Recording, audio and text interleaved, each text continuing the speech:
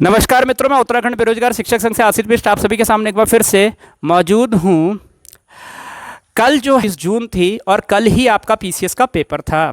और कल यहाँ पे सरकार के द्वारा मुख्यमंत्री जी के द्वारा चेतावनी दी गई थी कि कल पीसीएस के पेपर देने वाले अभ्यर्थी जो हैं वो थोड़ा जल्दी से जल्दी निकल जाएं, क्योंकि कल बहुत तेज़ बारिश होने वाली है जिससे कि एक आपातकाल की स्थिति वहाँ पे बन सकती है। एक यानी कि भूस्खलन की परिस्थिति या फिर आपातकाल की स्थिति बनती है वो वहाँ पे बन सकती है। इसलिए जितनी जल्दी हो सके बच्चे जो हैं पेपर देने, पीसीएस का पेपर देने चले जाए। तो यहाँ पे बता दें कि कल बहुत तेज़ जो है बारिश हुई, जिसकी वजह से कल उत्तरकाशी के अंदर 9 मजदूर जो हैं वो लापता हो गए हैं। बारिश होने के बाद वहाँ पे भूस्खलन आया। यहाँ पे आपको बता दें, जो यमुनोत्री नेशनल हाईवे है, यमुनोत्री राष्ट्रीय राजमार्ग है, उससे 4-5 किलोमीटर आगे 19 मजदूर जो हैं वो कार्य कर रहे थे, जिसमें से क्या हुआ कि वहाँ पे भूस्खलन आया जिसकी वजह से वो फंस गए। और वहाँ से आपको बता दें, तुरंत से फंसने के बाद जो वहाँ पे बचाव दल है उसको भेजा गया, एनडीआरएफ, एसडीआरएफ, उन सबको वहाँ पे तुरंत से जल्द वहाँ पे भेजा गया और राहत और बचाव कार्य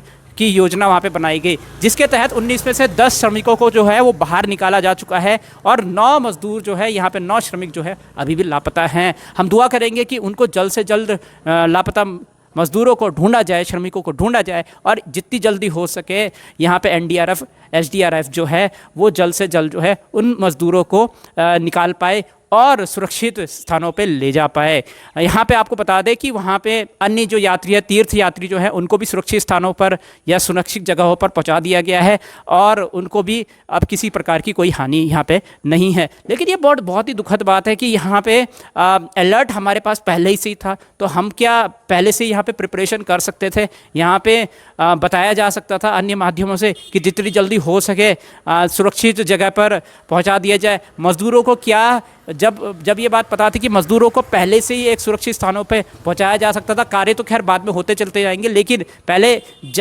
लोगों की जान की सुरक्षा जो है वो बहुत ज़्यादा इंपॉर्टेंट है। वो अगर उन मज़दूरों को 19 मज़दूरों को पहले ही रेड अलर्ट अगर पता था तो उनको अगर पहले ही सुरक्षित स्थानों पर पहुँचा दिया जाता तो शायद ये 9 मज़दूरों की लापता वाली खबर जो है वो देखने को नहीं मिलती। देखिए, हमें हमेशा बताया जाता है भूस्खलन हो, चाहे भूकंप हो, चाहे कोई भी चीज़ हो, हमें पूर्व से ही उसकी तैयारी करनी पड़ती है। अगर हमें पता है कि अगले दिन यहाँ पे भूकंप आने वाला है या भूस्खलन आने वाला है या रेड अलर्ट वहाँ पे हो रहा है, तो सुरक्षित स्थानों पर जो है लोगों को पहले ही पहुँचा दिया जाता था। आपको बता दें कि कई विदेशों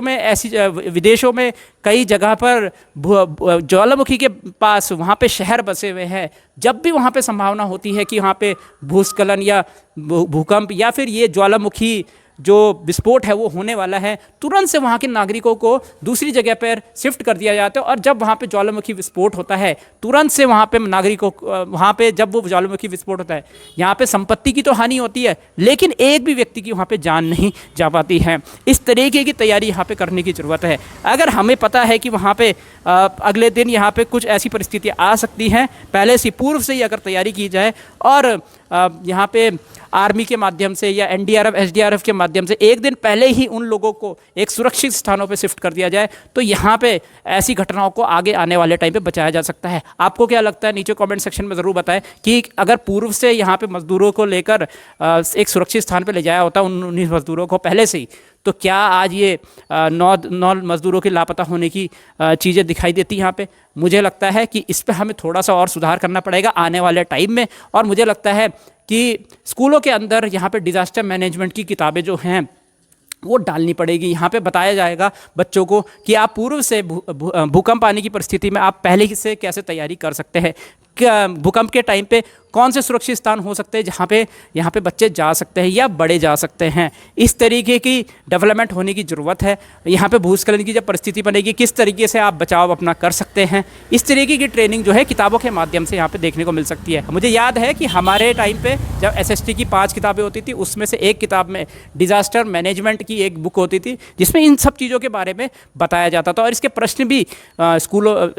हमारे एग्ज़ाम में आया करते थे, जिसके जवाब हम जब देते थे तो हमें पता रहता था कि हाँ भाई। लेकिन फिर उस किताब को एकदम से हटा दिया गया, फिर से उस किताब को लाए जाने की ज़रूरत है ताकि ऐसी विषम आपातकालीन स्थितियों से हम लोग अपने आप को बचा सकें। तो अगर स्कूलों के अंदर इस तरह का डेवलपमेंट होता है और अगर हमें रेड अलर्ट मिल जाता है रेड अलर्ट मिलने के बाद हम लोगों को सुरक्षित स्थानों पे पहुंचा देते हैं और उसके बाद अगर वो परिस्थिति आती है तो संपत्ति के नुकसान के अलावा वहाँ पे अन्य कोई नुकसान नहीं हो पाएगा। तो ये थी बात यहाँ पे 9 मजदूर जो अभी लापता है। उम्मीद करते हैं कि यहाँ पे एनडीआरएफ एसडीआरएफ जो है वो जल्द से जल्द जो है उनको सुरक्षित निकाल पाएगी। दूसरी खबर की बात करें, जैसा कि आपको पता है कल पीसीएस का यहाँ पे पेपर था, 29 जून को बताया गया था, तो यहाँ पे पीसीएस का पेपर था। बच्चे जो हैं यहाँ पे आपको बता दें, जो कल जिनका पेपर था वो विषम परिस्थितियों में, रुद्रप्रयाग की अगर मैं आपको बात बताऊं, यहाँ पे आप वीडियो को क्लियर तौर पे देख सकते हैं कि यहाँ पे कई बच्चे जो हैं वो नदी के उफानों के बीच से पत्थरों को पार करते हुए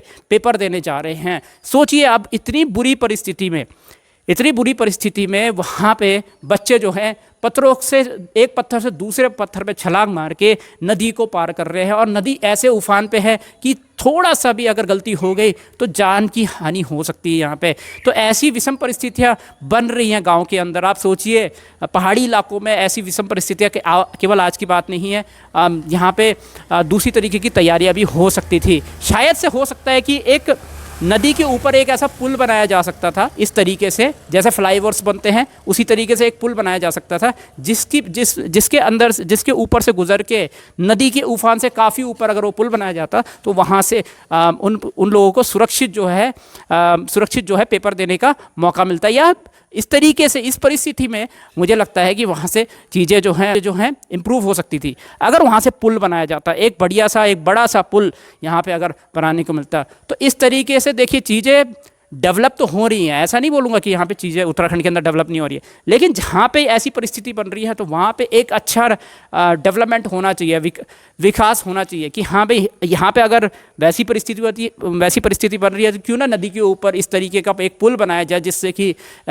यहाँ पे जल्द से जल्द बच्चों को पेपर के लिए भी पहुंचाया जाए और उनको विषम परिस्थितियों का सामना ना करना पड़े। क्योंकि अगर कहीं से भी पैर फिसल जाता बच्चों का तो उनको लोअर पीसीएस के, या ये कह सकते हैं कि पीसीएस के पेपर में पहुंचने में देरी भी हो सकती थी। तो यहाँ पे अगर ये इस तरीके के डेवलपमेंट अगर आगे आने वाले टाइम में होते हैं तो हमें पूरी उम्मीद है कि हम आपदा की परिस्थितियों से भी बहुत अच्छे तरीके से लड़ पाएंगे, हम उत्तराखंडी जो हैं। और इस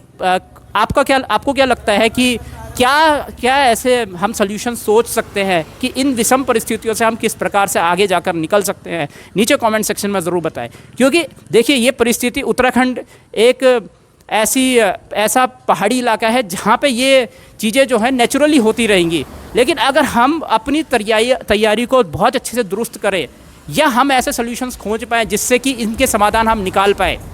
तो कहीं ना कहीं इन चीज़ों को कम किया जा सकता है या ख़त्म किया जा सकता है। तो यहाँ पे आप बताइए कि आपके पास ऐसी परिस्थिति के, भूस्खलन वाली परिस्थिति के लिए या भूकंप वाली परिस्थिति के लिए क्या क्या समाधान हो सकते हैं, नीचे कमेंट सेक्शन में ज़रूर बताएं। क्योंकि और शिक्षा में ऐसा क्या हो सकता है, ऑब्वियस सी बात है, हमारा चैनल का नाम उत्तराखंड बेरोजगार शिक्षक संघ है, तो शिक्षा जगत के अंदर, स्कूलों के अंदर क्या डिज़ास्टर मैनेजमेंट की किताबों को डाला जा सकता है, जिसके अंदर वहाँ से पहले से ही बच्चों को पहले ही ट्रेनिंग दे दी जाए कि हाँ भाई इस परिस्थिति में ये करना है, इस परिस्थिति में ये करना है। वो पहले से ही अगर ये तैयार करके जाएँ तो कहीं ना कहीं इन सारी परिस्थितियों में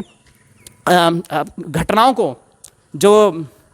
यहाँ पे कह सकते हैं जो मृत्यु की घटनाएं होती हैं भूस्खलन को लेकर या भूकंप को लेकर, उनको रोका जा सकता है आने वाले टाइम में, और क्षतियों को, जान की क्षतियों को कम किया जा सकता है। यहाँ पे आपको क्या लगता है, नीचे कमेंट सेक्शन में ज़रूर बताएं। और एक शिक्षक होने के नाते आपका भी कर्तव्य है कि आप इसके समाधान के बारे में सोचें, और क्या यहाँ पे इंजीनियरिंग के ऐसे डेवलपमेंट हो सकते हैं जिसकी वजह से भूस्खलन जैसी परिस्थितियों को कम किया जा सकता है, या फिर अगर वो आते भी हैं तो इतना संपत्ति का नुकसान ना हो। जैसे कि आपको पता होगा कि अगर 8.0 का भूकंप अगर कहीं पर आता है तो उस पैमाने पर मकान बनाए जाने बहुत ज़रूरी हैं। तो उस तरीके के इंजीनियर्स जब होंगे और इस तरीके से मकान जब बनेंगे तो वो उतना भूकंप रिक्टर स्केल पे 8.0 के रिक्टर स्केल पर मकान जो हैं वो उस चीज़ को झेल भी पाएंगे, और यहाँ पे सीधी सी बात है संपत्ति की हानि और लोगों की जान की हानि भी नहीं होगी। क्या लगता है आपको, नीचे कमेंट सेक्शन में ज़रूर बताएं इसके समाधान क्या हो सकते हैं। क्योंकि उत्तराखंड में तो देखिए नेचुरल डिज़ास्टर्स तो होते ही रहेंगे यहाँ पे, ये ऐसा है कि लेकिन क्या हम इससे बेहतर कर सकते हैं, बेहतर तैयारी कर सकते हैं, नीचे कमेंट सेक्शन में ज़रूर बताएं। तो इस वीडियो में इतना ही। मैं उत्तराखंड बेरोजगार शिक्षक संघ से आशीष बिष्ट आप सभी से अनुमति लेता हूँ। जय हिंद, जय भारत, जय उत्तराखंड।